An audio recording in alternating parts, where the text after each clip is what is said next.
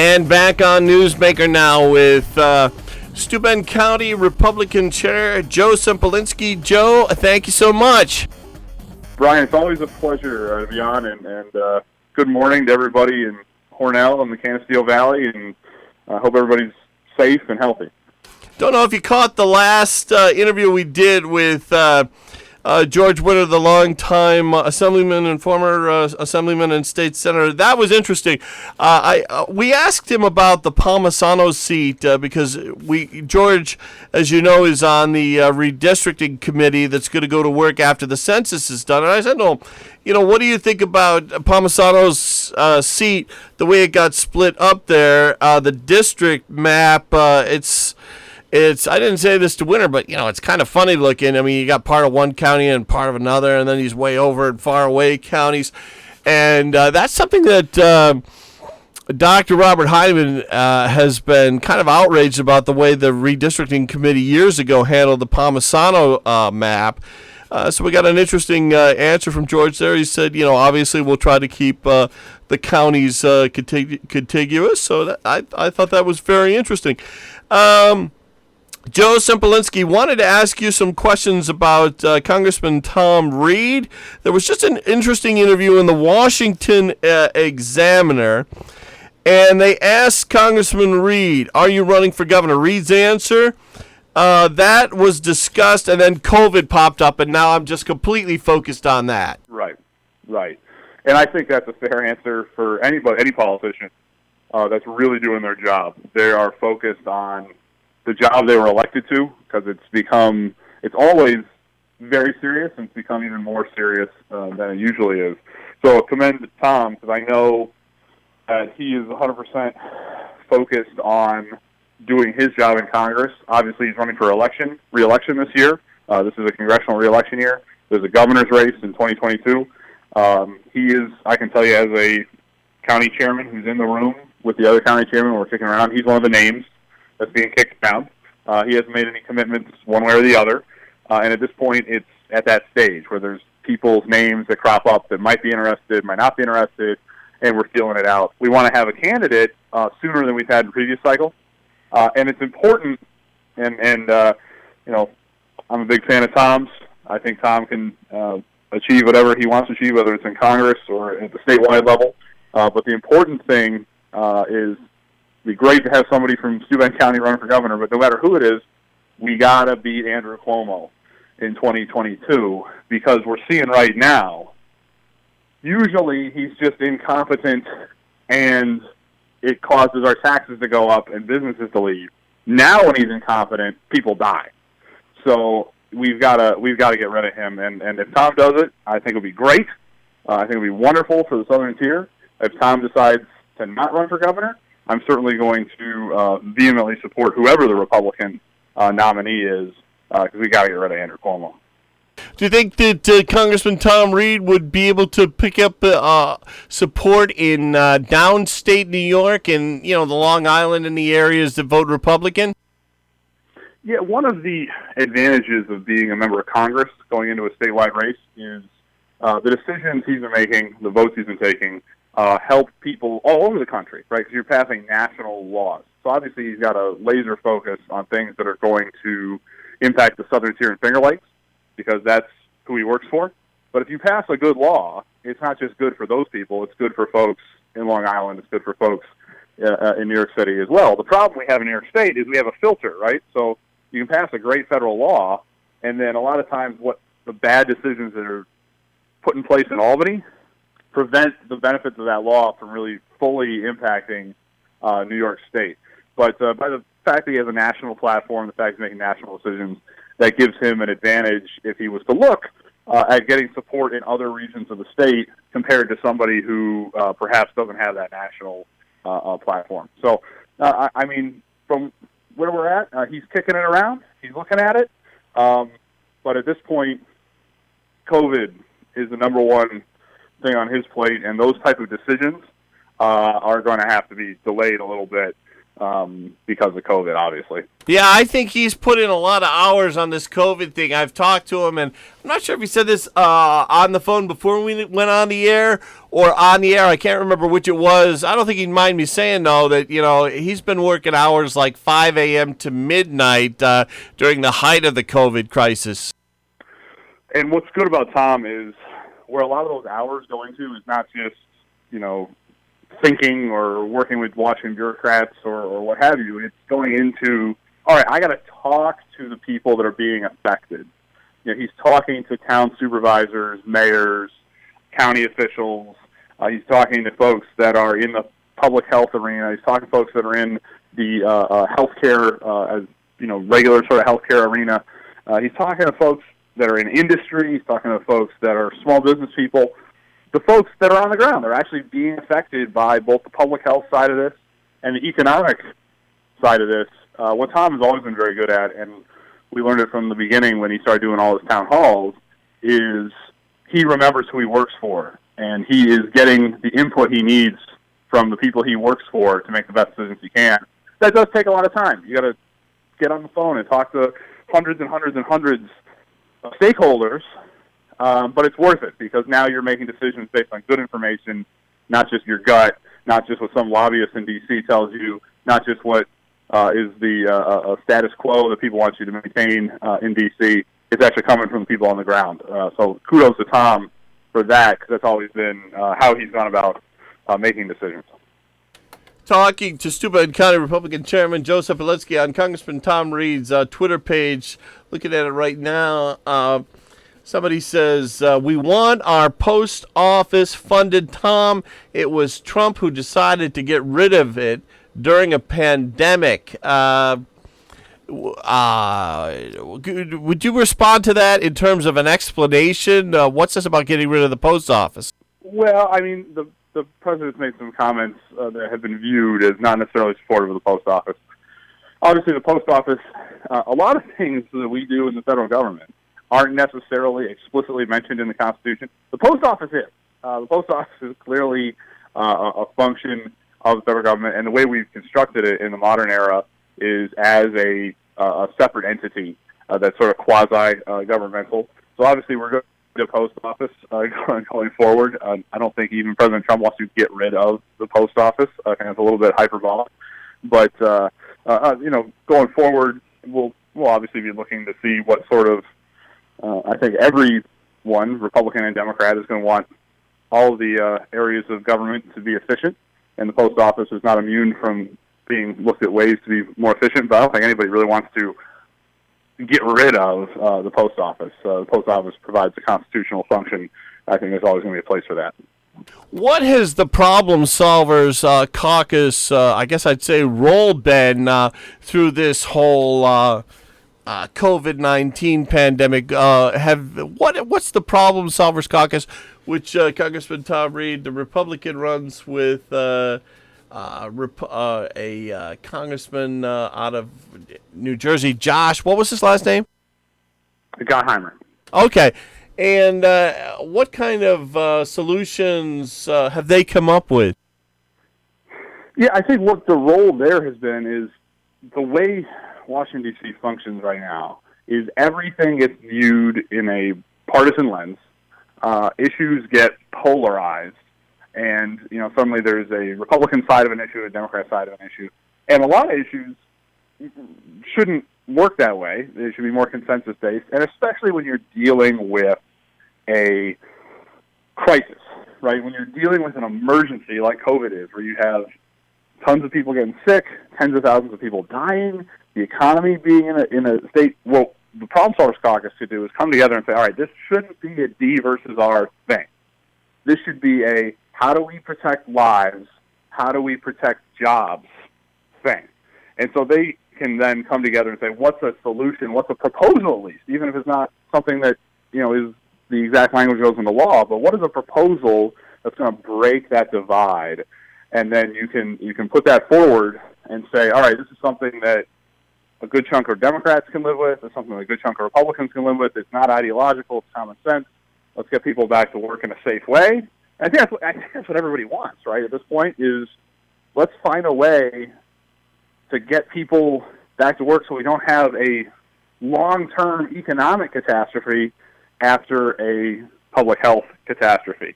And so being a voice to say that we can do this, right? We're Americans. We can come up with a solution that is going to protect the vulnerable, protect lives, and at the same time protect people's jobs and livelihoods. Putting forward that type of proposals is the role of the Problem Solvers Caucus, but then also just being a bridge where Republicans actually talk to Democrats in a productive way as opposed to through negative ads. Shout at each other. That's sort of the role of the Problem Solvers Caucus, as I see it, and I think Tom would agree with generally what I said.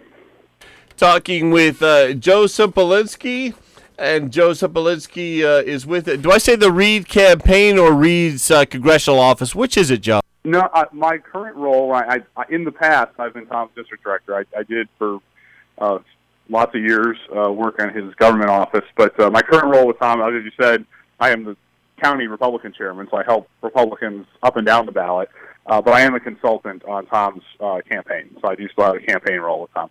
Okay, on the campaign side of things. Looking at Reed's Twitter page, once again, he talks about a great article from Jerry Zaribski at the Buffalo News about the Problem Solvers Caucus wanting to get things going with a virtual Congress, meaning the online video, so that legislators did not have to come in and sit so closely next to each other. Social distance violation situation there in Washington. What's Tom saying lately about the idea of a virtual Congress? Well, what we have to do is we can't be completely hamstrung by the idea that a Congress has to work one way or another. The House of Representatives and the Senate, according to the Constitution, they're able to set their own rules.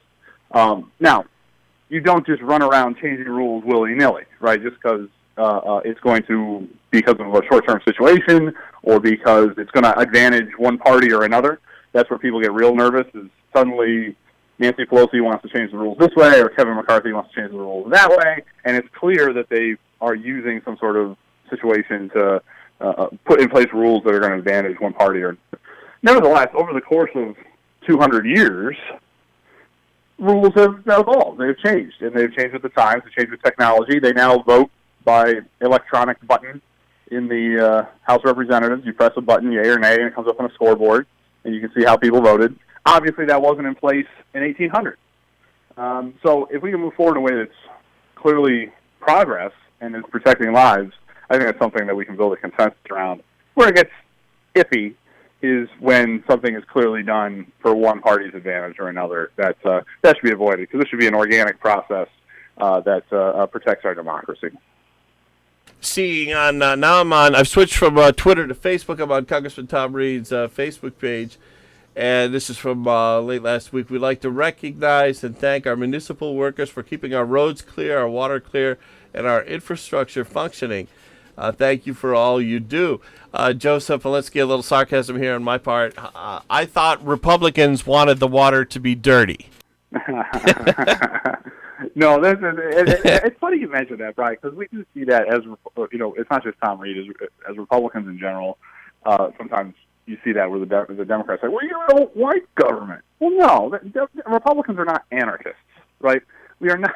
We don't think there shouldn't be government. We don't think there shouldn't be a particular role for government. Clearly, infrastructure, and this is what Tom in this particular speech is referring to, infrastructure, that is a clear role for government. Build a road, build a power line, build any sort of infrastructure that, that may have a role either as the primary mover or with a partnership with a private corporation on infrastructure. Yeah, that makes sense.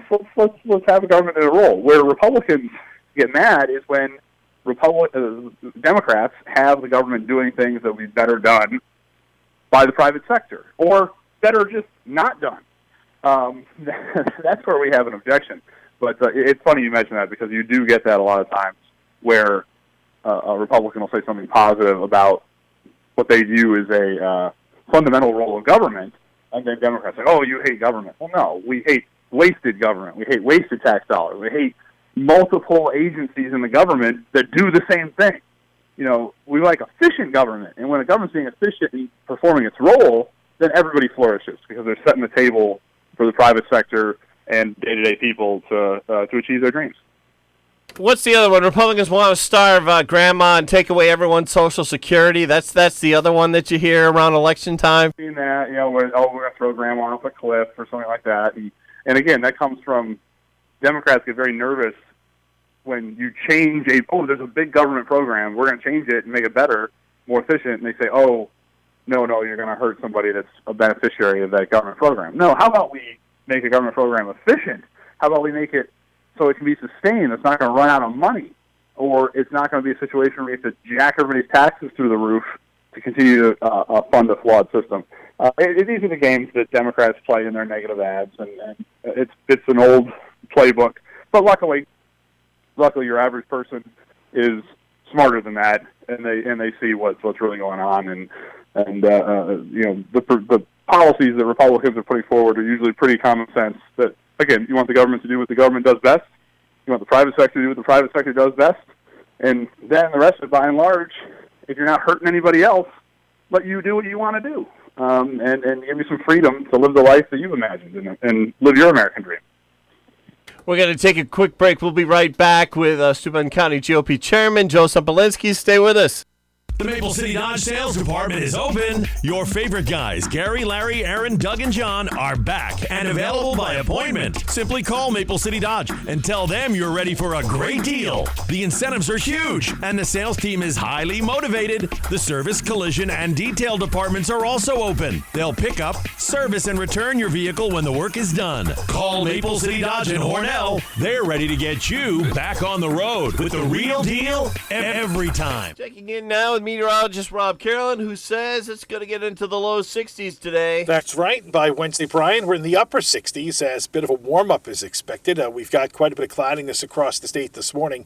It's associated with a storm system that is west of Chicago, and it's actually producing some rain at times over the state. The good news is we won't have any strong thunderstorms to talk about this week, but there will be some showers around this morning and into the afternoon. As the day goes on, they'll get lighter. Highs today 60 to 65. Sunrise early this morning was at 5:44. Sunset tonight is at 8:29. Now, any showers should end during the evening, Brian. Will stay mostly cloudy overnight. Lows are going to be near 50. Tomorrow we turn partly sunny. There's the chance for a stray shower during the day, but it's warmer. Highs are going to be up around 65. Tomorrow night, partly cloudy. Lows dropping down to 40 to 45. And the outlook for Wednesday, abundant sunshine and warmer. By Wednesday, Brian, our highs are 65 to near 70. Back with Steuben County Republican Chairman Joe Sempolinski. In the last half hour, we talked to former State Senator George Winter, and we talked with Winter on his thoughts on Allegheny County getting lumped in with Erie County. And on Congressman Reed's Facebook page, he talks about that. He said, I stood with state officials as we called on the governor to institute a more flexible reopening strategy that does not unfairly put the Western New York district counties together and encourages interregional resource sharing. And then there's a link to a Spectrum story on that press conference. We were unable to make it. I think that press conference was in Jamestown. So Congressman Tom Reed also played a role in that issue of Allegheny County not being able to be reopened. Joe Sempolinski, although they're reporting this morning, the governor said it might be opening this week. They're reporting that on what? EmpireReportNewYork.com, I think. Yeah, I guess Western New York's numbers are a little better than a couple of days ago. But this is one I've heard quite a bit about in my household because my wife is from Allegheny County. My in-laws live in Allegheny County. My day job is in Cattaraugus County. So I'm very familiar with these counties. I drive through them. When I'm not working from home, I drive through them every day. And this is, if you look at the map of what is so-called Western New York in the governor's system is Niagara, Erie, and then the three southern tier counties. It's not even sort of a square. It's kind of a backwards L. And obviously, anytime you draw these lines, you're going to get people on the edges that are frustrated. But this is a particularly egregious case, probably the most egregious case in the state. Obviously, Steuben County, sadly, has a little bit rougher go of it than some of its surrounding counties. Especially our folks here in Hornell. We've had a higher number of cases in the Hornell area. Yet we're moving forward, and we're in the southern tier, and the numbers say we should move forward, and we probably should be starting that process. The folks to our west have better numbers. than we do, and they're lumped in with Erie County, which has really had some struggles. So you need to do this in a rational way, and if there's a clear problem with the scheme that you've set up, then you need to address that problem. The bigger problem is beyond just whether Cattaraugus and Allegheny should be moving along with Steuben, Chemung, and Schuyler and the rest of the southern tier opening up, is Andrew Cuomo having all the power in this. And he bullied the legislature into giving him authority, and now he doesn't want them to come back into session, so they can't take back the authority. I mean, we're basically living under Caesar right now, and he's not doing a great job, and he doesn't want anybody having any say. And so the problem is there's not like there's going to be a vote on these lines. It's what goes on in one guy's head. And so being in that form of government is unacceptable.